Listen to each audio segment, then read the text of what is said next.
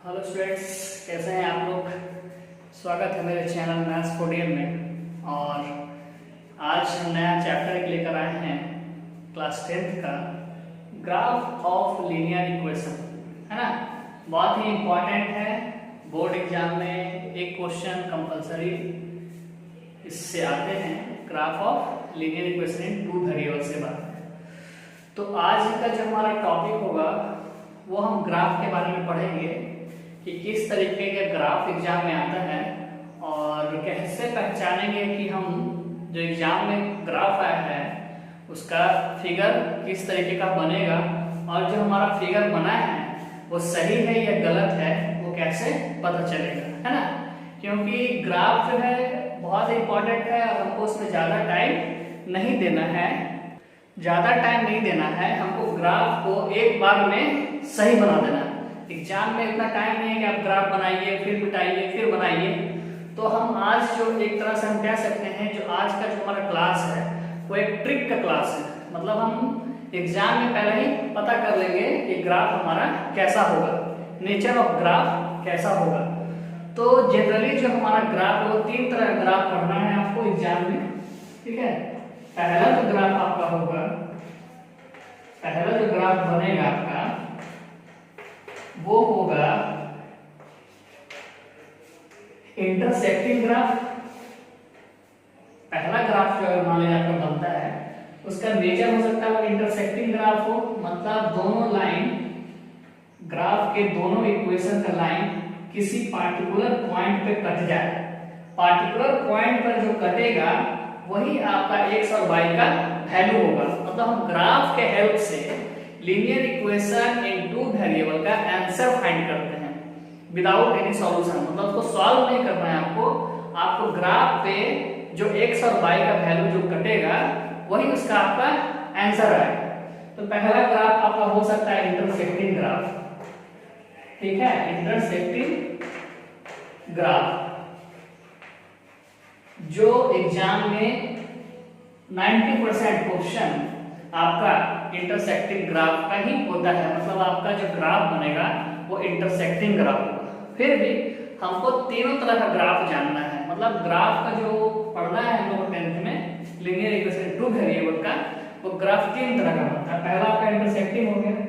दूसरा ग्राफ आपका बनेगा इसी लाइन पे दूसरा लाइन बन जाना, मतलब एक ही लाइन पे दूसरा इक्वेशन का भी लाइन उसी पे बन जाना। मतलब बोल सकते हैं कि को इंसाइड हो जाएगी, को इंसाइड हो जाए, मतलब एक ही लाइन पे दूसरा लाइन, मतलब फर्स्ट इक्वेशन का ग्राफ बना, एक लाइन बना उसका, मान लीजिए इसी लाइन पे दूसरा इक्वेशन का बन जाए तो उसको लेंगे को इंसाइड, है ना। तो हम लोग इसको बोल सकते हैं इसमें जो सॉल्यूशन होगा वो इनफाइनाइट सॉल्यूशन होगा। इसका जो सॉल्यूशन होगा वो इनफाइनाइट होगा, मतलब x और y का जो वैल्यू आएगा वो इनफाइनाइट आएगा। और इसमें जो x और y का आएगा वो यूनिक आएगा। यूनिक कहने का मतलब x का आंसर कुछ आएगा अलग और y का आंसर कुछ अलग आएगा। लेकिन कोइंसिडेंट ग्राफ जो बनेगा आपका, कोइंसिडेंट ग्राफ वो होगा इनफाइनाइट सॉल्यूशन। मतलब इसका हर पॉइंट आपका आंसर होगा, हर पॉइंट इसका आपका आंसर होगा। तीसरा टाइप का जो ग्राफ बनता है वो हो जाता है आपको पैरेलल ग्राफ। पैरेलल ग्राफ कहने का मतलब इसमें नो सॉल्यूशन होगा, मतलब आपका आंसर कुछ फाइंड नहीं हुआ, ना आपको x पता चलेगा ना तो y पता चलेगा। तो आपको जनरली एग्जाम में जो आता है वो ये ग्राफ आता है, ठीक है। मतलब आपका जो ग्राफ बनेगा वो इंटरसेक्टिंग ग्राफ बनेगा, ठीक है। तो हमको एग्जाम में अगर हमको पहले ही पता कर ले कि हमारा जो ग्राफ होगा वो इंटरसेक्टिंग होगा या कोइंसिडेंट ग्राफ होगा या पैरेलल ग्राफ होगा, इसको आप पहले ही इंक्वायरी कर सकते हैं। क्वेश्चन को आप देख के पहले ही आप फाइंड कर लीजिएगा विदाउट, मतलब ग्राफ बनाने का जरूरत नहीं है। पहले आप ग्राफ नहीं बनाइएगा, आपको क्वेश्चन देख के आपको पता चल जाएगा कि मेरा ग्राफ कैसा बनेगा, इसका नेचर कैसा होगा। आइए देखते हैं, है ना, किस तरीके से हम पहले इसका नेचर को पकड़ लेंगे। इससे क्या होगा ना कि आपका ग्राफ जो होगा एक बार में सही बनेगा और एग्जैक्ट बनेगा, ठीक है। तो मान लीजिए कि आपका लीनियर इक्वेशन का जो इक्वेशन होता है ये होता है a1 b1 और प्लस c1 इक्वल्स टू 0। दूसरा इक्वेशन होता है a2x b2 by plus c2 equals to 0। ये आपको दो इक्वेशन एग्जाम में दिया रहेगा। लीनियर इक्वेशन है टू वेरिएबल का, ये इक्वेशन हो गया। इस इक्वेशन में कोई भी नंबर आपका होगा विद वेरिएबल। ये एक्सप्रेशन हम लिख दिए, एग्जांपल भी हम समझा देंगे, लेकिन आप एक्सप्रेशन को आप देखिए किस तरीके से दिया हुआ है। यदि a1 by a2 not equal to b1 बटा b2, तो आप समझ जाइएगा कि जो मेरा ग्राफ बनेगा वो इंटरसेक्टिंग ग्राफ बनेगा। इंटरसेक्टिंग ग्राफ होगा जब ये सेटिस्फाइड हो जाए। अगर a1 a2 और b1 b2 का रेशियो अगर बराबर नहीं है तो आप समझ जाइएगा कि जो मेरा ग्राफ बनेगा वो इंटरसेक्टिंग ग्राफ बनेगा। एग्जांपल जैसे लिखते हैं 3x plus y minus 6 equal to 0, 2x minus 4y plus 7 equal to 0। मान लीजिए इस इक्वेशन का, लीनियर इक्वेशन का आपको ग्राफ बनाना है, तो इस ग्राफ को बिना बनाए हम पहले ही पता कर लेंगे कि जो मेरा ग्राफ बनेगा वो कैसा बनेगा। तो आप चेक कर लीजिए 3/2 और यहाँ कुछ नहीं है तो 1 by -4। कभी भी 3/2 और 1 by -4 बराबर नहीं होगा। इसका मतलब ये जो ग्राफ बनेगा वो इंटरसेक्टिंग ग्राफ बनेगा। आप पहले चेक कर लीजिएगा, क्वेश्चन को देखिएगा और पहले चेक कर लीजिए कि मेरा ग्राफ कैसा होगा। अब जैसे ही देख लीजिएगा कि a1 a2 और not equal to b1 b2 है, तो आप कहिएगा कि हमारा जो ग्राफ बनेगा वो इंटरसेक्टिंग ग्राफ बनेगा, है ना। तो आपको इससे क्या होगा ना कि जब आप ग्राफ बनाइएगा तो आपके माइंड में पहले से ही पता रहेगा बात कि मेरा ग्राफ जो बनेगा वो आपस में इंटरसेक्ट करेगा, मतलब प्रतिच्छेदित कर देगा, आपस में एक दूसरे को काटेगा। कब?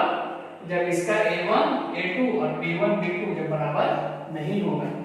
तो 90% क्वेश्चन जो आपका बोर्ड में आता है वो इंटरसेक्टिंग ही ग्राफ का आता है, लेकिन हम आपको तीनों ग्राफ बता देते हैं।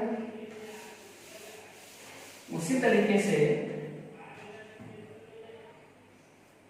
अगर a1 बटा a2 इक्वल टू b1 बटा b2 इक्वल टू c1 बटा c2 अगर ये हो जाता है तो आपका ग्राफ जो होगा वो इंसिडेंट ग्राफ बन जाएगा, मतलब ओवरलैपिंग ग्राफ बनेगा। ओवरलैपिंग ग्राफ बनेगा, है ना। मतलब अगर ग्राफ बनाना है तो इसी लाइन पे दूसरा लाइन बनेगा, पहला लाइन भी इसी में बनेगा, दूसरा लाइन भी उसी पे बन जाएगा। तो इसको एग्जांपल से हम समझ सकते हैं, जैसे 2x plus 4y plus 6 equals to 0, दूसरा 4x plus 8y plus 12 equals to 0। अब इस ग्राफ को अगर हम चेक करेंगे तो आप चेक करके देख सकते हैं। अगर हम सबको फ्रैक्शन में करते हैं तो 2 2 जा 4, 4 2 जा 8 और 6 2 जा 12, यानी 1/2 इक्वल टू 1/2 इक्वल टू 1/2। मतलब तीनों का रेशियो जो है आपस में बराबर आ गया। मतलब ये ग्राफ जो बनेगा ओवरलैपिंग ग्राफ बनेगा। मतलब फर्स्ट इक्वेशन का जो ग्राफ का लाइन बनेगा मान लो इस तरीके से बना, सेकंड इक्वेशन का लाइन बनेगा इसी पर बन जाएगा, दोनों इसी पे बन जाएगा। मतलब x और y का वैल्यू जो आपका आ जाएगा वो इनफिनाइट आ जाएगा, ठीक है। तो ये दोनों ग्राफ को हम लोग कंसिस्टेंट बोलते हैं। ये दोनों नेचर के ग्राफ को हम लोग क्या बोलते हैं? कंसिस्टेंट। एग्जाम में ऐसा रहता है ना। कंसिस्टेंट क्या है तो आप नहीं समझ पाइए, कंफ्यूजन कंसिस्टेंट और इनकंसिस्टेंट। तो कंसिस्टेंट ग्राफ हम उसको बोलते हैं जिसमें कम से कम एक सॉल्यूशन हो, कम से कम एक सॉल्यूशन हो, उसको हम लोग बोलते हैं कंसिस्टेंट ग्राफ। और जिसमें कोई भी हमको आंसर ना मिले उसको हम बोलते हैं इनकंसिस्टेंट ग्राफ, है ना। जिसमें कोई भी आंसर ना मिले उसको हम लोग बोलेंगे इनकंसिस्टेंट ग्राफ। तो हम कह सकते हैं कि कंसिस्टेंट ग्राफ कौन कौन होगा? ओवरलैपिंग ग्राफ और यूनिक मतलब intersecting graph. Intersecting graph and overlapping graph are together called consistent graph, ठीक है। अब तीसरा जो हमारा बचता है वो है पैरेलल ग्राफ, ठीक है। तीसरा जो हमारा है वो पैरेलल ग्राफ, इसका a1 बटा a2 इक्वल टू b1 बटा b2 not equal to c1 बटा c2, है ना।